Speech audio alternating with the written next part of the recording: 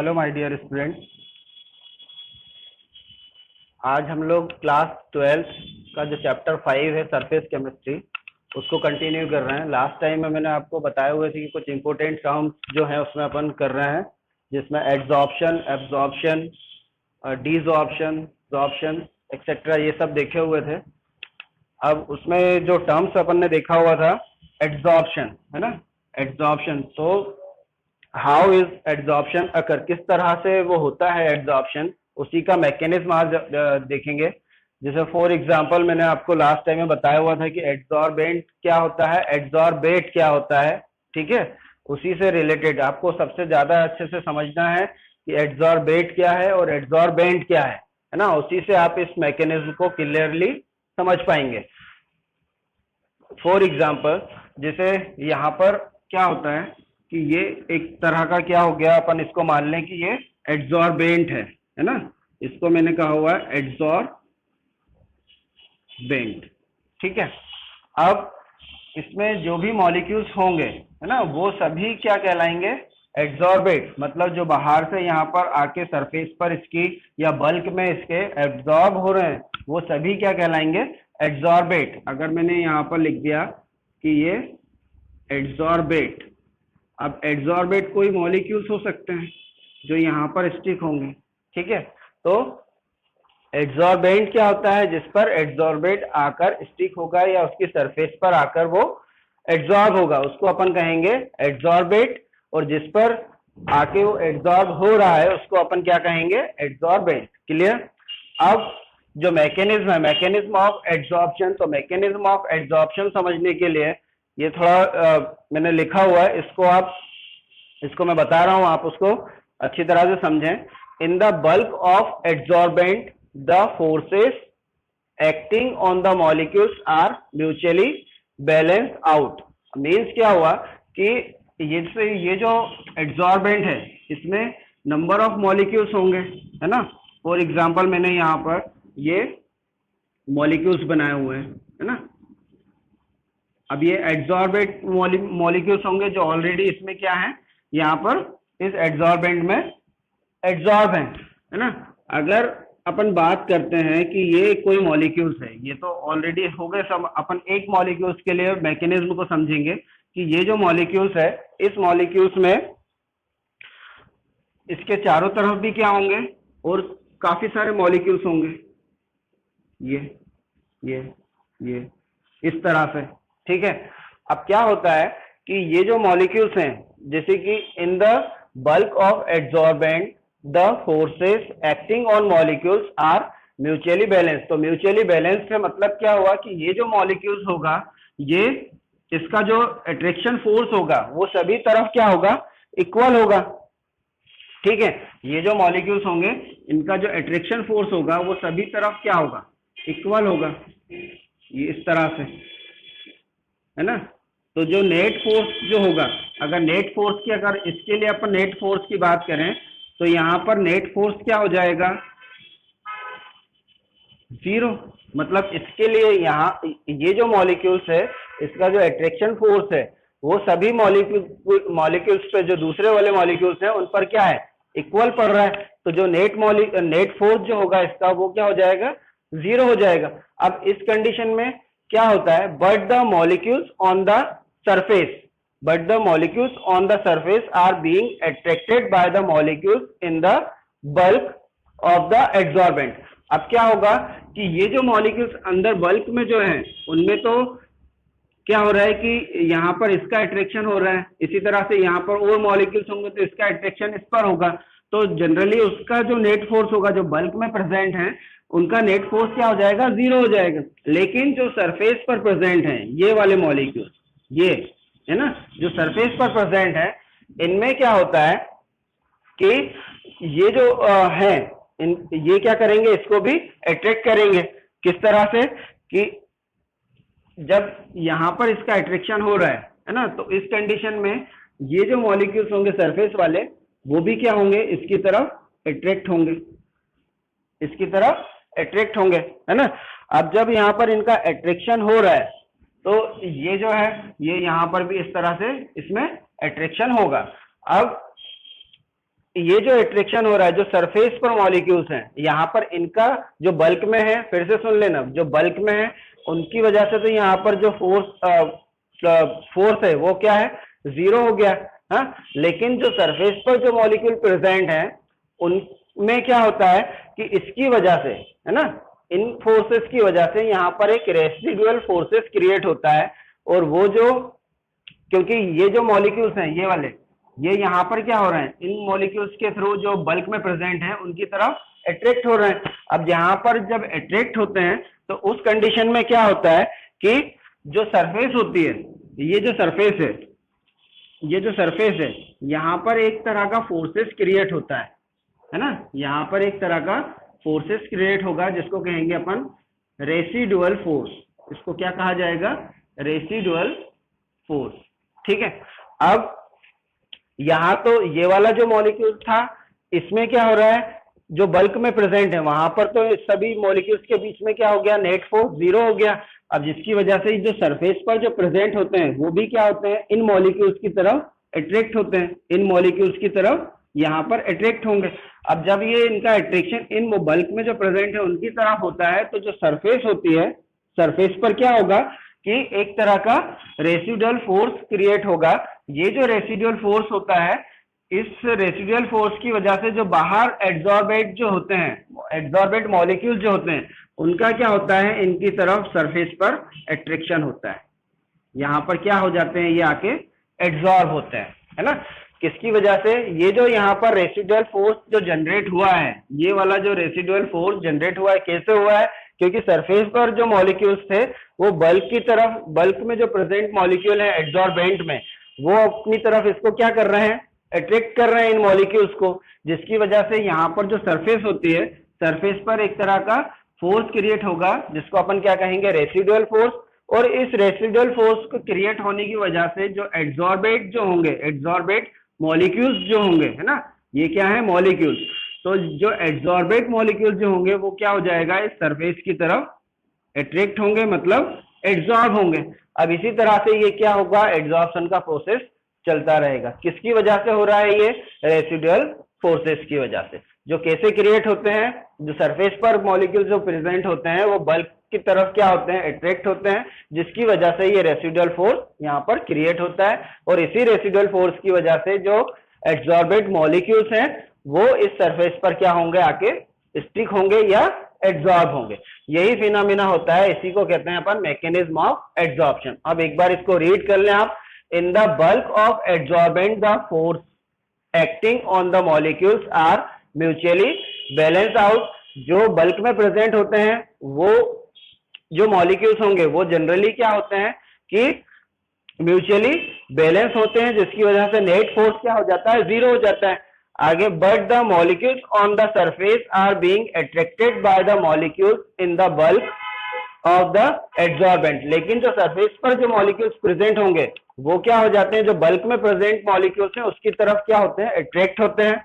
Due to which residual forces, due to which residual forces are generated at the surface. अब जिसकी वजह से क्या होता है, ये सरफेस पर, इस सरफेस पर क्या हो जाता है, रेसिडुअल फोर्स जनरेट हो जाते हैं, है ना, eight the surface, and the adsorbate molecules get attracted towards the surface of adsorbent. जिसकी वजह से क्या होगा, जो एड्सॉर्बेट मॉलिक्यूल्स होंगे वो इस एड्सॉर्बेंट की सरफेस पर क्या हो जाएंगे, अट्रैक्ट हो जाएंगे, है ना, अट्रैक्ट होंगे या एड्सॉर्ब हो जाएंगे due to this residual forces. किसकी वजह से, इस रेसिडुअल फोर्सेस की वजह से। क्लियर। तो ये था मैकेनिज्म ऑफ एड्सॉर्प्शन। अच्छी तरह से वीडियो को डाउनलोड करके या पोस्ट करके आप इसको लिख लीजिएगा, राइट कर लीजिएगा, नोट्स प्रिपेयर कर लीजिएगा, है ना। अब यहीं पर, ये तो मैंने आपको बता दिया मैकेनिज्म ऑफ एड्सॉर्प्शन। जो सेकंड चीज जो देखने वाले हैं अपन वो है टाइप्स ऑफ एड्सॉर्प्शन, है ना। टाइप्स ऑफ एड्सॉर्प्शन में जनरली क्या होता है कि दो टाइप के एड्सॉर्प्शन अपन यहाँ पर देखेंगे इन शॉर्ट, है ना। और फिर उसी को जो उसका डिफरेंस होता है वो डिफरेंस किस तरह से आता है और डिफरेंस को भी अपन देखेंगे यहाँ पर, है ना। अभी फिलहाल अभी जो है टाइप्स ऑफ एड्जॉर्प्शन। तो टाइप्स ऑफ एड्जॉर्प्शन जो होगा उसको जो नेक्स्ट हेडिंग है आपकी वो क्या है, types of adsorption, types of adsorption. ठीक है, अब यहां पर एड्जॉर्प्शन के जो टाइप आपको देखने वाले हैं वो दो टाइप होते हैं। एक होता है फिजिकल एब्जॉर्प्शन, एक कहलाता है फिजिकल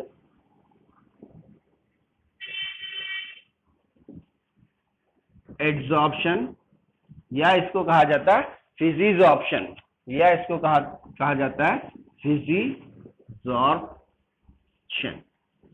ठीक है, और जो सेकंड टाइप होता है वो कहलाता है केमिकल एड्जॉर्प्शन, केमिकल एड्जॉर्प्शन, या उसको कहेंगे केमिजॉर्प्शन,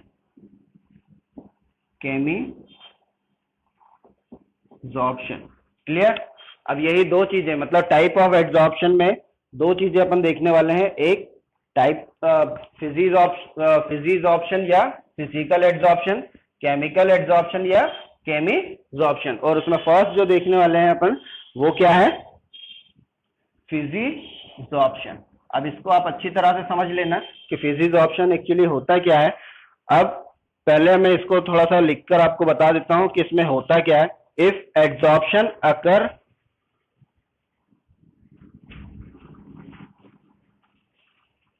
if adsorption occur due to formation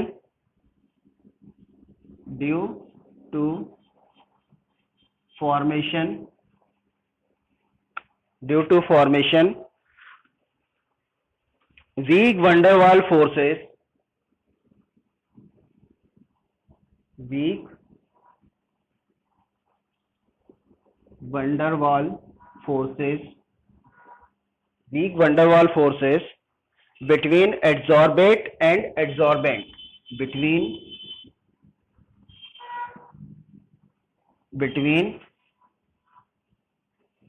adsorbate and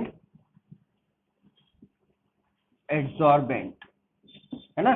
मतलब कि फिजिकल एड्जॉर्प्शन क्या होता है, जिसमें कि if adsorption occur due to formation of weak van der Waals force between adsorbate and adsorbent. मतलब कि जो फिजिकल एड्जॉर्प्शन होगा एड्सॉर्बेट और एड्सॉर्बेंट के बीच में, वो किसकी वजह से होता है, formation of weak van der Waals force. Formation of weak van der Waals किसकी वजह से होगा, formation of weak van der Waals forces. अब ये जो weak van der Waals forces होते हैं जनरली मॉलिक्यूल्स के बीच में होते हैं, ये है ना, दो मॉलिक्यूल्स के बीच में ये weak van der Waals forces होता है ना। तो जितने भी मॉलिक्यूल्स होंगे उनके बीच में हमेशा ज्यादातर क्या होगा, weak van der Waals force होता है। तो यहां पर इसको इस तरह से आप समझ सकते हैं कि फॉर एग्जाम्पल ये आपका क्या हो गया, ये कोई एड्सॉर्बेंट हो गया, है ना, इसको अपन ने कहा एड्सॉर्बेंट, और यहां पर क्या है, कोई एड्सॉर्बेट है, ये एड्सॉर्बेट। तो इस कंडीशन में क्या होगा, ये जो मॉलिक्यूल्स हैं,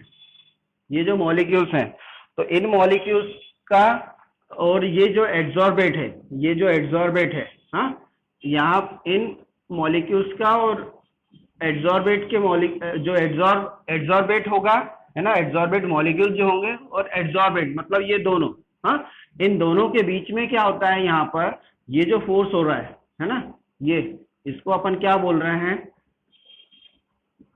weak van der Waals force.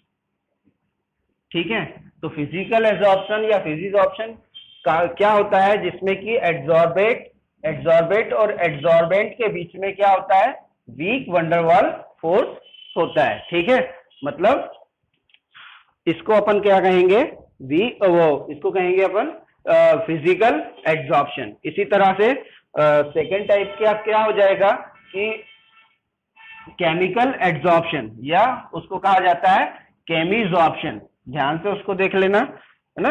Second वाला जो लिख रहा हूं मैं,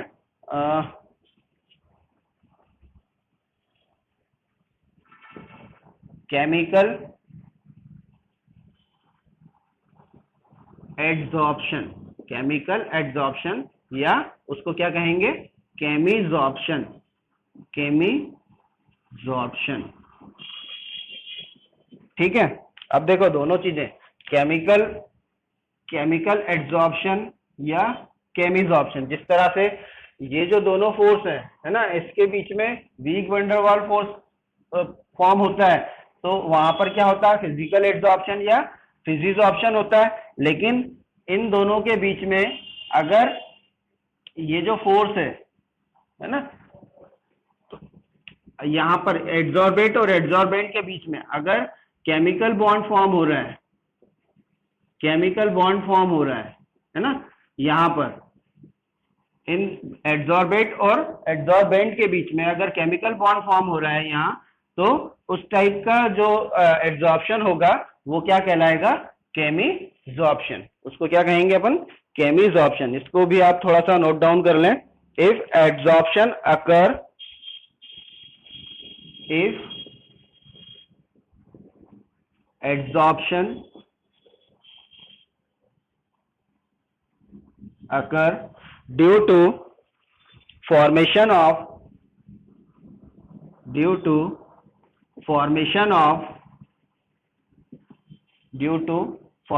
of chemical bond,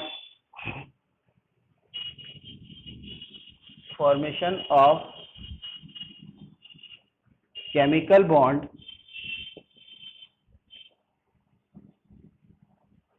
between adsorbate and adsorbent, between adsorbate and adsorbent। ठीक है। अगर एड्सॉर्बेट बेंट और एड्सॉर्बेट के बीच में क्या हो रहा है, केमिकल बॉन्ड फॉर्म हो रहा है, तो उस कंडीशन में जो एड्सॉर्प्शन होगा उसको अपन क्या कहेंगे, केमिकल एड्सॉर्प्शन या केमिजॉर्प्शन। ठीक है। अब इसी का डिफरेंस भी है, और डिफरेंस जो होगा वो अपन आगे देखेंगे, है ना। फिर से एक बार मैं आपको बता दे रहा हूं कि फिजिकल एड्सॉर्प्शन या फिजिजॉर्प्शन जो होता है वो कब होगा, जब एड्सॉर्बेट और एड्सॉर्बेंट के बीच में वीक वंडरवाल फोर्स बनेगा, है ना, फॉर्म होगा। और उसी तरह से केमिकल एड्सॉर्प्शन या केमिजॉर्प्शन कब होगा, जब एड्सॉर्बेंट और एड्सॉर्बेट के बीच में क्या बनेगा, केमिकल बॉन्ड फॉर्म होगा, है ना। तो वहां पर केमिकल एड्सॉर्प्शन होगा, और जहां पर वंडरवाल फोर्स क्रिएट होगा वहां पर फिजिकल एड्सॉर्प्शन होगा। क्लियर। अच्छी तरह से आप इनको प्रिपेयर करिएगा, हाँ, वीडियो को डाउनलोड और पोस्ट करके। नेक्स्ट लेक्चर में इससे आगे बढ़ेंगे। हाँ, एट लास्ट चैनल को सब्सक्राइब करें, लाइक करें, शेयर करें। Thank you.